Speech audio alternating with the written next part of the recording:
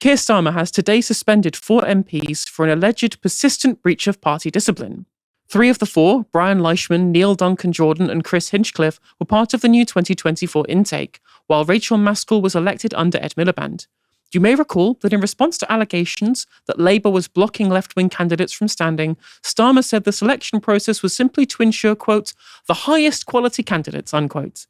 Critics contended the real priorities were obedience and the ideological alignment with the Labour right. If total obedience was indeed the expectation, it may explain the level of anger from the leader's office. In typical British media fashion, the Times' Kate McCann doesn't name the source for the claim that MPs were suspended for, quote, persistent knobheadery, unquote, but the implication is it's someone close to Starmer. Neil Duncan-Jordan, who is the MP for Poole, has been a prominent opponent of the disability benefit cuts and also organised rebellion against cuts to winter fuel payments. MP for Alloa and Grangemouth, Brian Leishman, also voted against disability benefit cuts and has generally been outspoken against Starmer's leadership. Chris Hinchcliffe is the MP for North East Hertfordshire, led a rebellion against the planning bill, and Rachel Maskell, MP for York Central since 2015, has opposed Starmer on multiple issues, most recently tabling the second reasoned amendment to the welfare reform bill.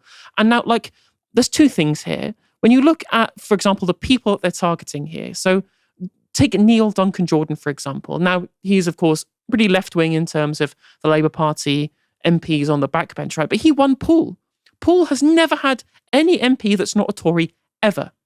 Ever. He is the very first person ever to win for the Labour Party in Poole, or for anybody who isn't even a Tory, right? He's on a razor-thin margin, a razor-thin majority in that particular seat. It's a miracle that he managed to be there. He would have been out there campaigning on the ground, and he rebels a couple of times and suddenly, whip taken away. Brian Leishman, not only been fighting for the kids of Gaza, not only been fighting against the welfare benefit cuts, right? This is a guy who represents the community of Grangemouth, the ones who have been told continually, there'll be a just transition, which should happen, right? There should be a just transition. And yet they've been left out in the cold by a Labour government that won't put in the industrial policy funding to be able to get these people new training and new jobs in the wake of the Grangemouth refinery closing. He has been a champion for these people, a champion for the real kind of root of Labour values. And he, again, for insubordination, has been removed. And Rachel Maskell is someone who almost was in tears describing the disabled people who she's been speaking to who are worried about what's going to happen to them if the PIP cuts were to go through, right? She's an absolute champion.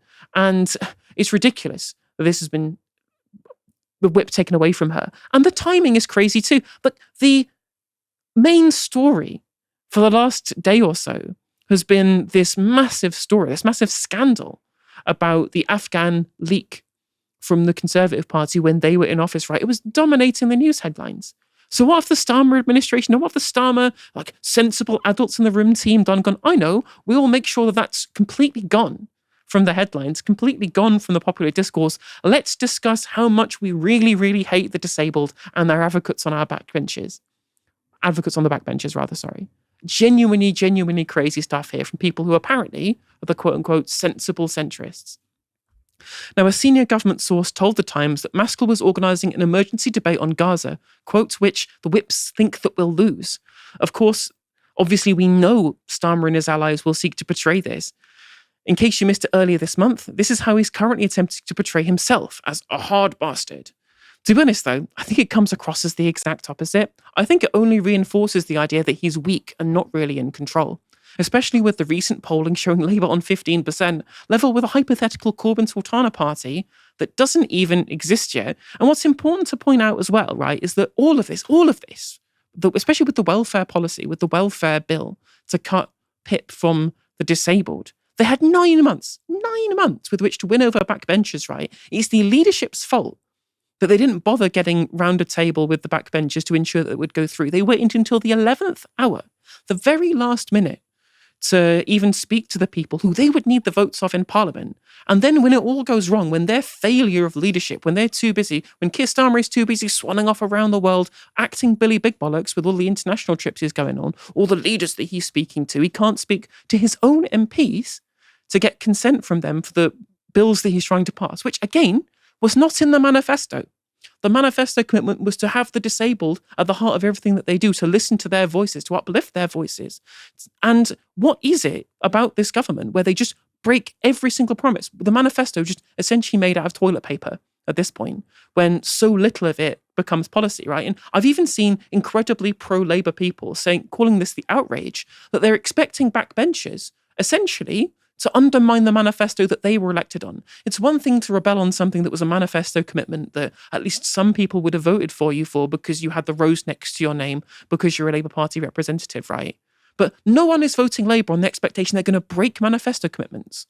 They're going to undermine the spirit of their own manifesto, right? It's absolutely beyond the pale that for something like rebelling on the welfare bill, the people having the whip removed for it, absolutely beyond the pale. Apparently, Rosina Allen Khan has been removed her trade envoy role over this kind of stuff as well. She was an A&E doctor who was working alongside her MP's duty during the pandemic as a key worker.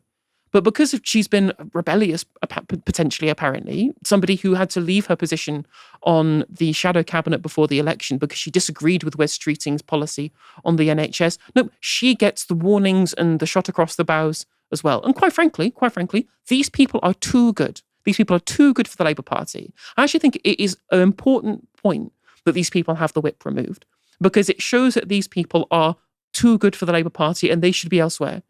I welcome them. I know that Rachel Maskell has said she doesn't want it to be anything other than a Labour MP, and I respect her wishes. But I'm asking all the other ones, if you are so morally set in your particular position on important things such as the welfare of the disabled, on the genocide in Gaza, then there are parties out there that align with your values that you can join and that you can oppose the Labour government by.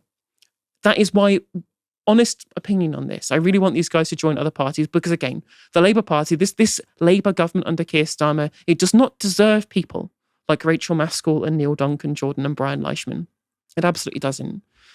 Now, Curtis, what do you think? Is this a sign of desperation, or is this Keir Starmer really being the hard bastard he says he is? He's not a hard bastard. Certainly don't think he's hard. Maybe the latter. It is desperation. In fact, it's been desperation probably since the first couple of months in government, right? I mean, they haven't really, they've done U-turns en masse, they keep making mistakes, they're incompetent. So I think this whole government has been, to be honest, a complete shit show. It is wild to me that you're going to suspend 4 MPs for standing up against disability cuts. And you're absolutely right, by the way. It wasn't in the manifesto, which is so ironic that they say that, because the 2-child benefit cap, right? They were saying, well, you were elected on this manifesto, you have to vote with us. Which, by the way, I don't buy that. I don't buy the argument that, well, you were elected on this particular manifesto, therefore you had to go with it. Because let's be honest, majority of people don't read manifestos from cover to cover. The amount of times that people vote for a party and then they do something else and I can't believe they've just done that. What really matters is an MP represents their constituency, right? So if you're an MP and someone comes into your local surgery and says, I'm really worried about these disability cuts, please don't vote for it, it's going to destroy me. Is that MP expected to then go to Keir Starmer and say, yep, I'm right with you on this? No, they're going to say, look, my constituencies have said this, and also it's morally wrong. To sort of cart back to what you were saying before there about these high quality candidates, we all know it's a load of bullshit. It's nothing to do with high quality candidates. We've seen dud after dud after dud. Briefcase Labour wankers. That's all we've seen, right? Because what they wanted was to create carbon copies of Keir Starmer or Morgan McSweeney, those that would just be loyal. And Keir Starmer's that bad, he's that sectarian, that he's annoyed the so-called moderates in the party. I mean, Rosie Khan, I mean, she's really popular with the centre-left. To go after her is insane. It's wild to me. So he's making so many enemies. I mean, there's 104 MPs who are saying, maybe we should actually start looking at people's material conditions a bit more seriously rather than tinkering around the edges. And maybe you could say it's to do with the Mandani effects. Maybe it's other things. Maybe it's the polling. I mean, obviously that recent poll that came out that had Labour on 15%, a non, I mean, it's kind of a non-party, this Jeremy Corbyn Zara Sultana, because it's not started yet. There's no name. And yet they were level pegging in one poll. I get it. It could be an outlier. Maybe people within the party are looking at that and thinking, actually, the polls before which showed Labour so far behind, we didn't really believe that. Reform are only doing well because they've got that wind in their sails. But when it comes to general election, that's when the real campaign happens. And maybe they're thinking, actually, we're getting real big vote splits on the left, not just the rise of the Greens, but again, this new hypothetical party, or sort of hypothetical anyway. Keir Starmer's making enemies everywhere because he is essentially just a vacuum of any sort of principles. He goes where the wind goes, or rather, he goes where Morgan McSweeney goes. And I wonder if this is Morgan McSweeney. I mean, it probably is his hand, right? Which is funny because there were reports not too long ago that there was a fallout between Morgan McSweeney and Keir Starmer over the 2 job benefit caps. Starmer didn't want to go with it, go through with it, and Morgan McSweeney did. So I wonder again if it's Morgan McSweeney who's hell-bent on cutting disability benefits. And in terms of being strong, right? Telling people that you're a hard bastard or you're strong shows that you're weak. I agree with your assessment. It's incredibly weak, right? Do you know what strong is to me? Strong, or strength, is going after the powerful, is going after the billionaire class and the corporations, right? It's going after their own donors. Now, of course, Labour shouldn't be getting big money donors from corporations and health insurance companies and oil companies. They shouldn't be doing that, but we are where we are.